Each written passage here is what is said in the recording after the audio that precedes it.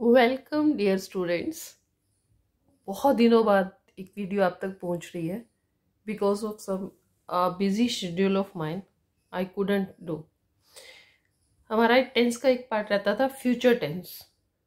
Future tense क्या होता है? आने वाले टाइम के बारे में जब बात करते हैं, भविष्य, टुमारो जिसे हम बोल देते हैं, टुमारो, डे आफ्टर टुमारो। जो टाइम अभी नहीं आया, अभी नहीं बीता, ना अब चल रहा है, जो अभी आएगा वो हमारा होता है फ्यूचर। तो फ्यूचर टेंस के 4 पार्ट्स हैं एज इट इज, जैसे कि प्रेजेंट एंड पास्ट के हैं। फ्यूचर टेंस में सबसे पहले आता है future indefinite tense, then future continuous tense, future perfect tense, future perfect continuous tense. सबसे पहले बेटा हम लोग करते हैं फ्यूचर इंडेफिनिट टेंस। इसमें क्या होता है कि सेंटेंस जो है वो क्लोजिंग होती है उसकी गा, गे, गी। जैसे वह जाएगा, खाएगा, रोएगा, सोएगा, धोएगा, है ना, बाजार जाएगा, आएगा, काम करेगा, गा, गे, गी से ही खत्म होते हैं। हम फुटबॉल खेलेंगे, राधा कपड़े धोएगी, माँ खाना पकाएगी, बच्चे खाना खाएंगे, लड़ेंगे। तो इस तरह से सेंटेंस जो है वो क्लोज होता है। इसमें हम क्या यूज करते हैं? सब्जेक्ट प्लस विल और शेल। या तो विल लगता है या शेल, प्लस वर्ब की first form, then object. Question वाले में विल एंड शेल स्टार्टिंग में आ जाता है, then is turn of subject, then verbs first form, then object, and last में हम लगाते हैं क्वेश्चन मार्क, जो मोस्टली स्टूडेंट्स भूल जाते हैं। और लैंग्वेज में ये चीजें बहुत मैटर करती हैं।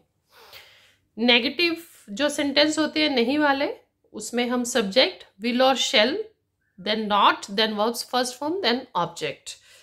अब विल एंड शेल कैसे यूज होता है? विल हम यूज करते हैं second person and third person. Second person कौन होता है? यू, आप, आपका, आपके, ये सब।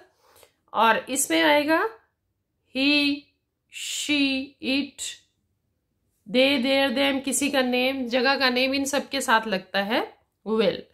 फर्स्ट पर्सन यानी आई एंड वी के साथ हम लगाते हैं शेल। ये जनरल सेंटेंसेस के लिए होता है। बट जहां पर डेड श्योर हो कि एट एनी कॉस्ट ये काम करना ही करना है, ये बात होनी ही होनी है, एट एनी कॉस्ट ये होगा ही होगा, उसके लिए ये ऑपोजिट हो जाते हैं। Then what we do? First person के साथ हम लोग यूज करते हैं will. I will do it. I'll go to America. I'll crack my examination. I'll crack this. Or I will beat you.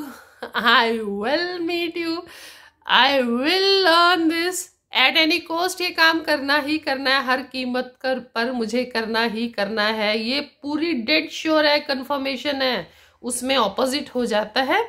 Second and third person के साथ हम लोग लगा लेते हैं शेल, यूज हो जाता है। भाई आपको अब ऑफिस जाना ही जाना है, you shall go to office, मतलब कोई गुंजाइश नहीं है नहीं जाओगे। सिंपली नहीं कह रहे, एक पूरी डेड श्योर होके कह रहे हैं कि हाँ ये काम तो करना ही करना है। उसमें ये ऑपोजिट हो जाते हैं। एक सिंपल सा एक ही करते हैं। देखो, एक बहुत छोटी छोटी वीडियोस आपको मिल रही हैं। उसका रीजन क्या है कि आपको तो रूल्स एंड रेगुलेशंस बताने हैं, उसके बाद प्रैक्टिस तो आपको करनी है ना। तो to be very frankly, teacher is just like a candle या टॉर्च, जैसे आप कह सकते हैं, कैंडल कह लीजिए, एक दिया कह लीजिए, कि उसको तो सिर्फ रोशनी दिखानी है।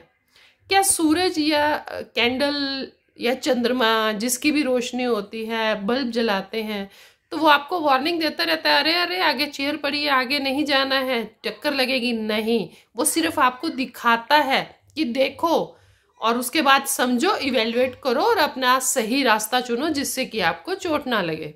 यही होता है ना। तो यही एक टीचर है, वो जो क्या बताता है, आपको रूल्स बताता है कि ये इस तरह से ये काम करना है, रास्ता दिखा दिया, उसके बाद उस पर चलना आपको है।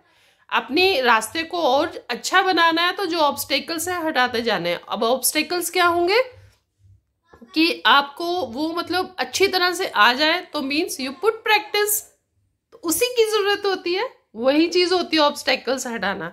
अब एक सिंपल सा सेंटेंस करें, मैं बाजार जाऊंगा या मैं बाजार जाऊंगी। I shall go to market. Question mark वाला आएगा तो शैल आगे आगे, shall I go to market, negative में I shall not go to market.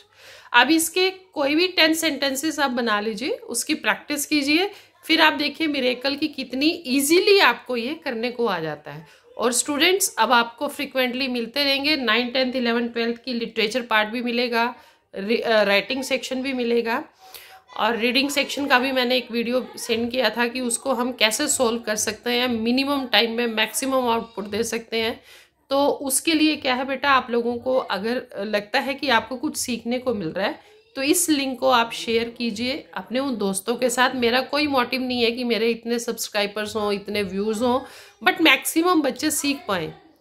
Pandemic के टाइम में बेटा इनकम कम हुई है पेरेंट्स की, तो उसको एक छोटा सा हेल्पिंग हैंड बनना चाहती हूँ मैं कि बच्चों को सबसे ज़्यादा दिक्कत रहती है कि लैंग्वेज को वो कैसे सीखें। ये बेसिक आपको बता रहे हैं। 9 to +2 के लिए लिटरेचर वगैरह भी आएगा, आपका आ भी रहा है साथ साथ। और ये बेसिक इंग्लिश है, एक बैकबोन है जो हमारे टेंसेस हैं, ये सब बच्चों को आने चाहिए, अच्छे तरीके से प्रैक्टिस में चलते रहने चाहिए, जिससे कि आप लोग बहुत इजीली इस लैंग्वेज को कर सको। कोई मुश्किल नहीं है। उसके लिए आपको ये लिंक अपने दोस्तों को शेयर कीजिए, आप इसको सब्सक्राइब कीजिए। आपको अगर लगता है कि कुछ फीडबैक देनी है तो कमेंट कीजिए। क्लियर? आई नीड आप लोगों की ये फीडबैक मिलती रहेगी, तो और इम्प्रूव होके या कुछ और जो भी आप चाहते हैं कि कोई ग्रे एरिया है जो आपको समझना है, जैसे in between I got feedback, वो क्योंकि मेरे पर्सनल लिंक में थे, तो बट दैट पर्सन सेड कि हमें आर्टिकल्स करने हैं, तो इन बिटवीन टेंसेस रोक के आर्टिकल्स भी कराए कि बच्चों को ज़रूरत है तो वी शुड, राइट। तो ये चीज़ आप लोगों ने सबसे ध्यान में रखनी है। सब्सक्राइब कीजिए चैनल को, लाइक कीजिए, नहीं लाइक करना चाहते हो मत कीजिए, कमेंट कीजिए, आपको जो सीखना है कीजिए, दूसरों को आप आगे शेयर कीजिए। किसी भी स्कूल, किसी भी कॉलेज, किसी भी इंस्टीट्यूट के वो स्टूडेंट हैं, तो ये लैंग्वेज तो सभी को सीखनी है। Is it? Have a good day, enjoy, stay home, stay safe.